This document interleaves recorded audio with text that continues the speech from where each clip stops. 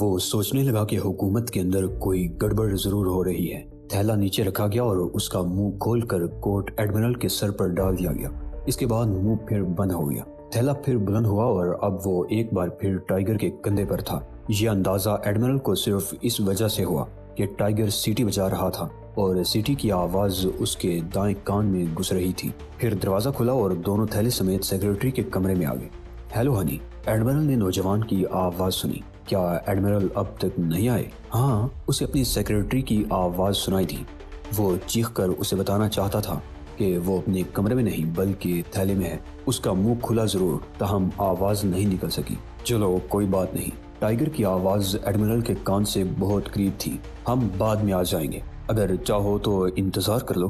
Secretary کا لہجہ بتا رہا تھا کہ وہ نوجوان پر لٹو ہو چکی ہے۔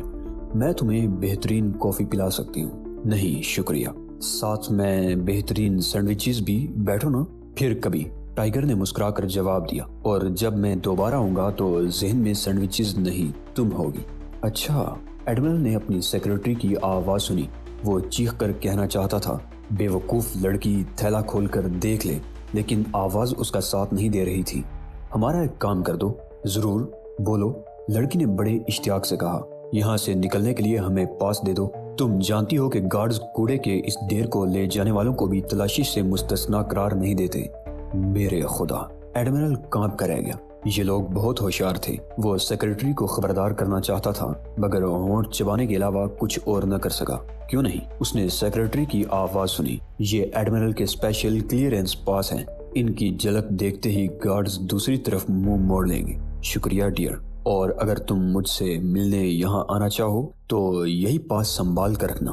یہ لامحدود مدت کے لیے ہیں، آنے جانے دونوں کے لیے۔ اگر اس وقت ایڈمرل کے بس میں ہوتا تو وہ کم از کم اپنا سر ضرور پیٹ لیتا۔ سیکرٹری ٹائیگر پر اس بری طرح فریفتہ ہوئی تھی کہ اسے یہ بھی یاد نہیں رہا تھا کہ اسپیشل پاس صرف خاص لوگوں کو انتہائی خاص حالات میں جاری کیے جاتے ہیں۔ بہت بہت شکریہ، ٹائیگر نے جھکتے ہوئے کہا۔ ایڈمرل گھبرا گیا۔ اسے ایسا لگا کہ وہ فرش پر گر پڑے گا، کیونکہ ٹائیگر کے جھکنے کے ساتھ ہی تھیلا بھی جھک رہا تھا۔ ٹائیگر پاس لے کر سیدھا ہوا تو ایڈمرل کی جان میں جان آئی۔ مجھ سے ملنے آؤ گے نا؟ ضرور، ٹائیگر نے دروازے کی طرف بڑھتے ہوئے کہا۔ مگر اس تھیلے میں کیا ہے؟ سرکاری راز۔ مذاق مت کرو، بتاؤ نا، سیکرٹری اٹھلا کر بولی۔ اس میں ایڈمرل بند ہے۔ ٹائیگر کے اس جواب پر سیکرٹری کا مترنم کہا گونج اٹھا، پھر وہ دور ہوتا چلا گیا۔ تھیلے میں بند ایڈمرل یہ سوچ کر ہراساں ہو گیا کہ وہ عمارت سے باہر نکل رہا ہے۔ تم تو بہت اچھے جا رہے ہو ایڈمرل، ٹائیگر نے دھیرے سے کہا۔ بس اسی طرح رہو تاکہ ہم جلد از جلد یہاں سے نکل جائیں۔ ایڈمرل نے محسوس کیا کہ وہ لفٹ میں سوار ہوئے ہیں۔ پھر اس نے محسوس کیا کہ وہ کھلی فضا میں آ چکا ہے۔ اسے حیرت ہو رہی تھی کہ اس کا وزن 200 پاؤنڈ ہے اور اتنا چلنے کے باوجود نوجوان نے کندھا نہیں بدلا تھا۔ وہ اس طرح چل رہا تھا جیسے اس کے دائیں کندھے پر تنکا رکھا ہوا ہو۔ اس نے جلد ہی خود کو ایک گاڑی میں اور پھر تھوڑی دیر بعد ہیلی کاپٹر میں پایا۔ اس دوران میں کسی نے بھی انہیں نہیں روکا تھا اور وہ دونوں مختلف پرندوں کی صلاحیتوں کے بارے میں باتیں کر رہے تھے۔ کبھی کبھی بوڑھا اپنے اسکرپٹ کے بارے میں نوجوان سے الجھتا بھی رہا۔ شاید وہ کوئی فلم بنا رہا تھا۔ اس نے کئی بار جریدہ ورائٹی کا حوالہ بھی دیا اور بعض اداکاروں کے نام بھی لیے جن کو فلم میں کاسٹ کرنا چاہتا تھا، لیکن نوجوان کو ایک اداکارہ کے نام پر اعتراض تھا۔ ایڈمرل کو یقین ہونے لگا کہ وہ پاگلوں کے ہتھے چڑھ گیا ہے۔ ہیلی کاپٹر میں پہنچتے ہی تھیلے کا منہ کھول دیا گیا تاکہ ایڈمرل کو سانس لینے میں دشواری نہ ہو۔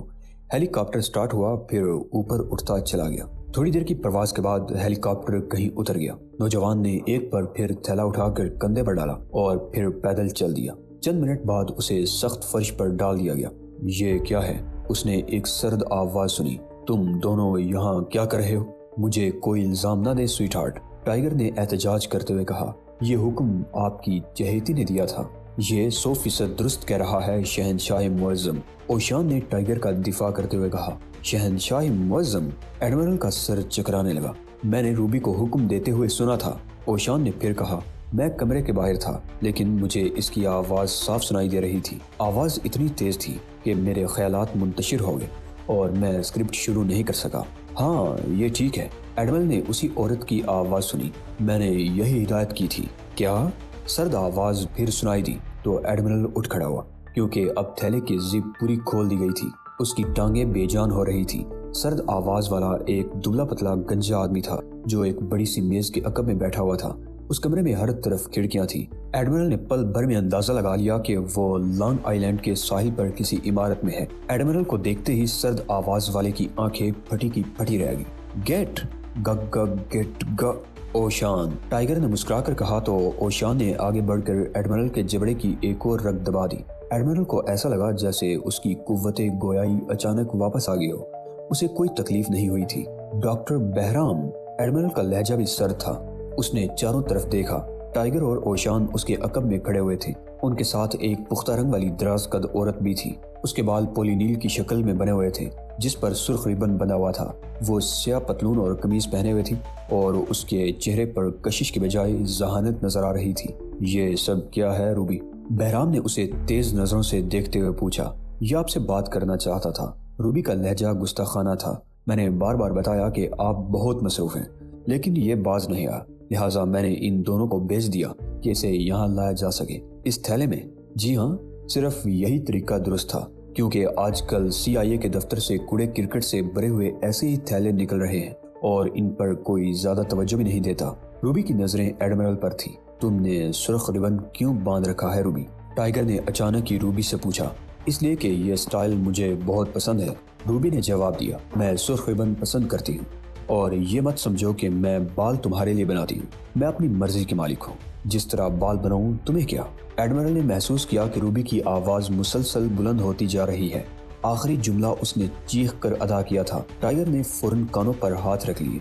بس کرو روبی، مجھ سے غلطی ہوگی، اس نے کانوں سے ہاتھ ہٹائے بغیر کہا۔ روبی نے ایک لمبی سانس لی تاکہ زیادہ زور سے چیخ سکے، لیکن بہرام نے تیز نظروں سے دیکھا۔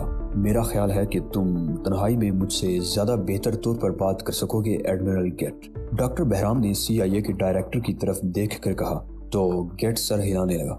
دفتر خالی ہونے کے بعد بہرام نے گیٹ کو صوفے پر بیٹھنے کی دعوت دی۔ کمرے میں بہرام کی کرسی کے علاوہ اور کوئی کرسی نہیں تھی۔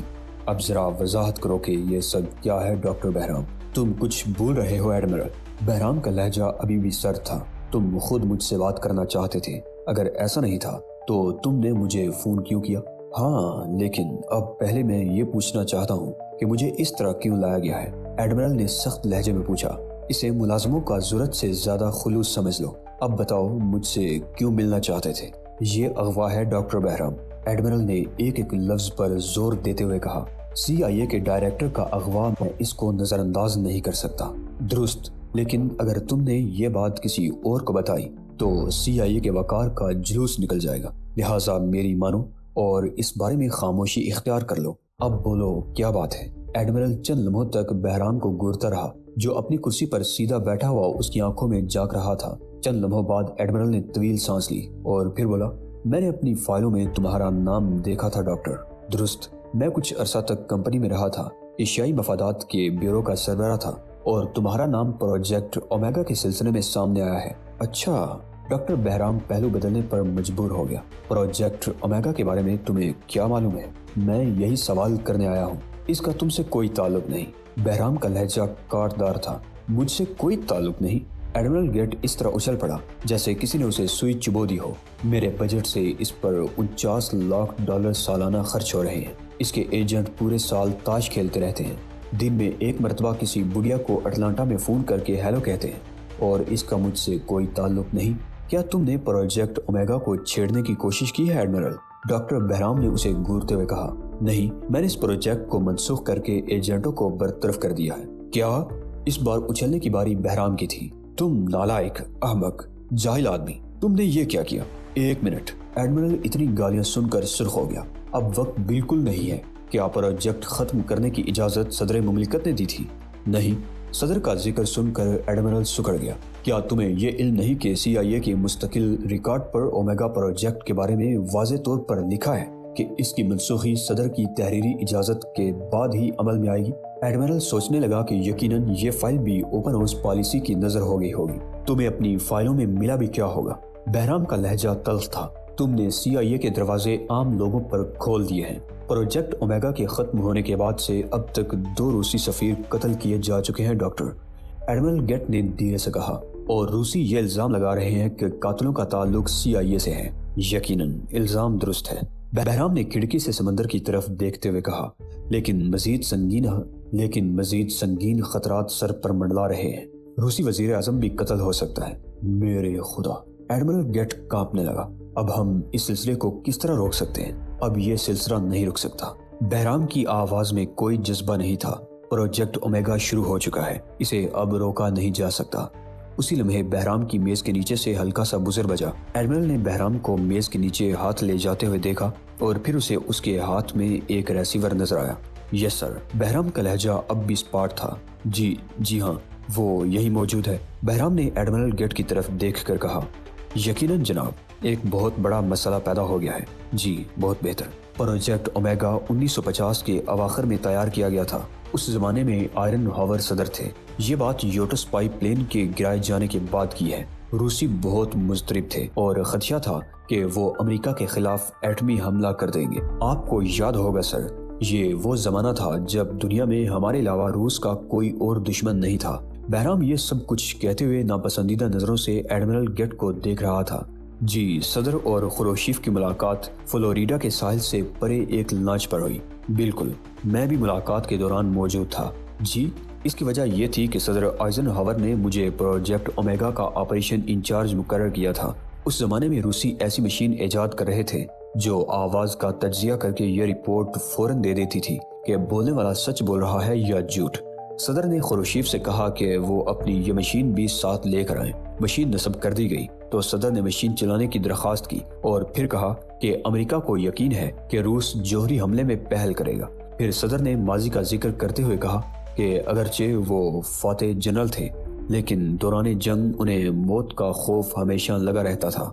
लिहाजा मिस्टर खुरोशीफ, मुमकिन है कि जौहरी हमले में पहल करके आप अमेरिका को तबाह कर दें, लेकिन ये बात यकीनी है कि फिर आप भी जश्न फतह मनाने के लिए जिंदा नहीं रहेंगे। मेरा मतलब यह नहीं कि हम रूस पर एटम बम गिराएंगे। मतलब सिर्फ ये है कि हम एटमी हमला होते ही रूस की आला तरीन क़यादत को चुन चुन कर कत्ल कर देंगे। सदर का ख्याल था कि इस किस्म की धमकी रूसियों को एटमी हमले से बाज रख सकेगी। उन्होंने रूसी क़यादत के कत्ल का खाका भी बताया। जी हाँ, तवक्को के मुताबिक खुरोशीफ ने कहका लगाकर कहा कि सदर झूठ बोल रहे हैं। लिहाजा सदर ने पेशकश की कि वो मशीन की रिपोर्ट देख लें। रिपोर्ट में प्लस पॉइंट थे। सदर की एक एक बात दुरुस्त थी। एडमिरल हैरत से मुंह फाड़े ये सब कुछ सुनता रहा। प्रोजेक्ट ओमेगा का वाहिद मकसद ये था कि एटमी जंग में शिकस्त हो जाए तो रूसी क़यादत को कत्ल कर दिया जाए। नहीं जनाब, ये प्रोग्राम रोजे आखिर तक के लिए नहीं था, सिर्फ 20 साल तक के लिए था और मेरे कैलेंडर के मुताबिक इस मुद्दत के खात्मे में 1 महीना बाकी था। अगर ये 1 महीना भी गुजर जाता तो प्रोजेक्ट ओमेगा खुद खत्म हो जाता और बात आगे नहीं बढ़ती। लेकिन एडमिरल की किफायत शारी के जुनून ने हमें जंग के दहाने पर पहुंचा दिया है। कातिल रूसी क़यादत को कत्ल कर रहे हैं। एडमिरल गेट को ऐसा लगा जैसे उसके पेट में चूंटे गोश्त काट रहे हैं। उसकी सांस भी मुंतशिर होने लगी। Yes sir. प्रोजेक्ट ओमेगा के तहत 4 बुनियादी हदफ थे।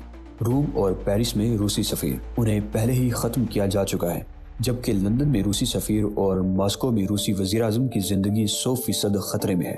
एडमिरल अपना सर झटकने लगा।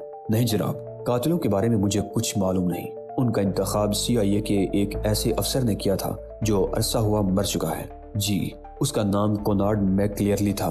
10 साल पहले इंतकाल हुआ है। बहराम देर तक दूसरी तरफ से सदर की बातें सुनता रहा और एडमिरल इस दौरान अपने नाखून दांतों से काटता रहा। नहीं जनाब, बहराम ने कतई अंदाज में कहा, ये इंतहाई संगीन नोयत का फौरी मसला है। मेरी तजवीज़ ये है कि हम रूस को ये बता दें कि वज़ीर आज़म और लंदन में सफ़ीर की ज़िंदगी ख़तरे में है। ये कहकर वो फिर से दोबारा चंद लम्हों बाद एडमिरल की तरफ देख कर बोला, जी हाँ, हम इस मसले को संभाल सकते हैं क्योंकि किसी और में इतनी सलाहियत नहीं।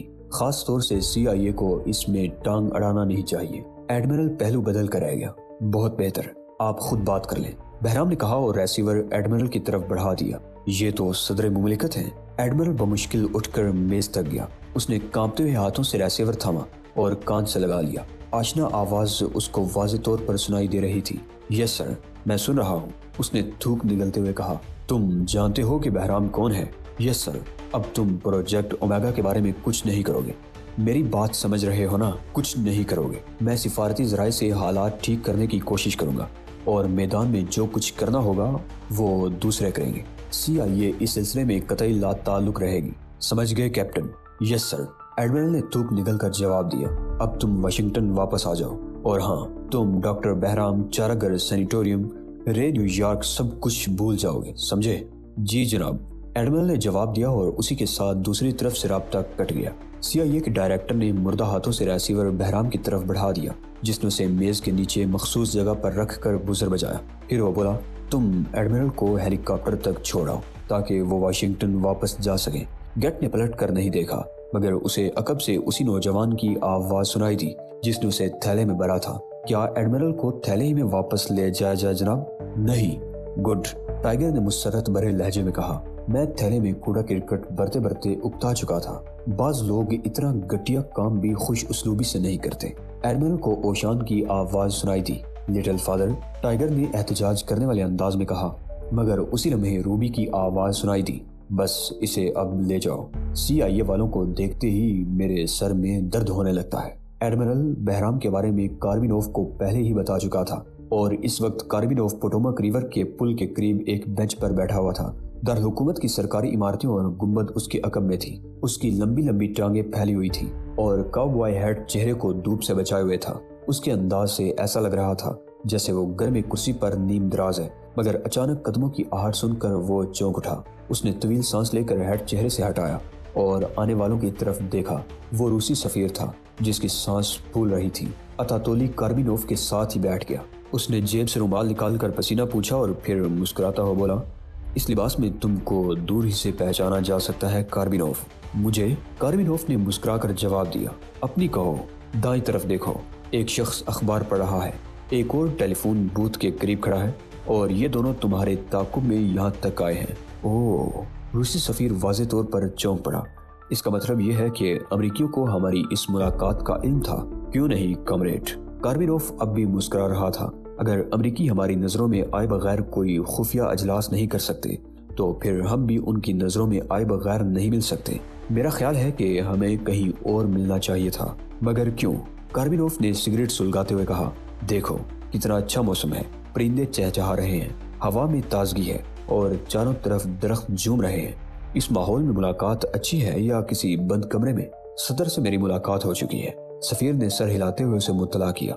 उन्होंने प्रोजेक्ट ओमेगा की वजाहत की है, अब तुम वजाहत करो। ये मंसूबा रूस के खिलाफ आखिरी हरबे के तौर पर 50 की दिहाई में वाजे किया गया था। सफीर ने उसे तफसीलात बताकर तवील सांस ली, लेकिन बकौल सदर किसी की गलती से इस पर अमल शुरू हो चुका है और अब खुद सदर को पता नहीं कि इस पर अमल दरामद किस तरह रोका जाए। हमारे 2 सफीर कत्ल हो चुके हैं कॉमरेड, कार्बिनोव ने हैट घुटनों पर रखते हुए कहा। अब मुतवक्की हदफ और कौन हो सकते हैं? सिर्फ 2। सफीर ने अपने बेहतरीन जासूस की तरफ देखे बगैर जवाब दिया, लंदन में रूसी सफीर और कॉमरेड वजीर आज़म। क्या तुमने क्रेमलिन को इत्तला कर दी है? कार्बिनोव की आवाज इतना अहम इंकशाफ सुनने के बावजूद स्पाट थी। हाँ, वजीर आज़म के लिए स्पेशल सिक्योरिटी का इंतजाम कर दिया गया है और सफीर की हिफाजत के लिए हर किस्म के अफराद फ्राहम कर दिए गए हैं। क्रेमलिन में इस इंकशाफ का क्या असर हुआ? दुनिया भर में रूसी फौज को चौकस कर दिया गया है और आला तरीन सतह के इजलास में ये फैसला किया जा रहा है कि इस खबर की तशहीर की जाए या नहीं, और क्या सफीरों के कत्ल पर अमेरिका को मुर्दे इल्जाम ठहराया जाए। तुम्हारी अपनी राय क्या है? मेरा ख्याल है कि अगर वजीर आज़म को कुछ हुआ तो क्रेमलिन में बैठा हुआ कोई जुनूनी वो बटन दबा देगा जिससे तीसरी जंग अजीम शुरू हो जाएगी, और अगर ऐसा हुआ तो हम दोनों यही मर जाएंगे।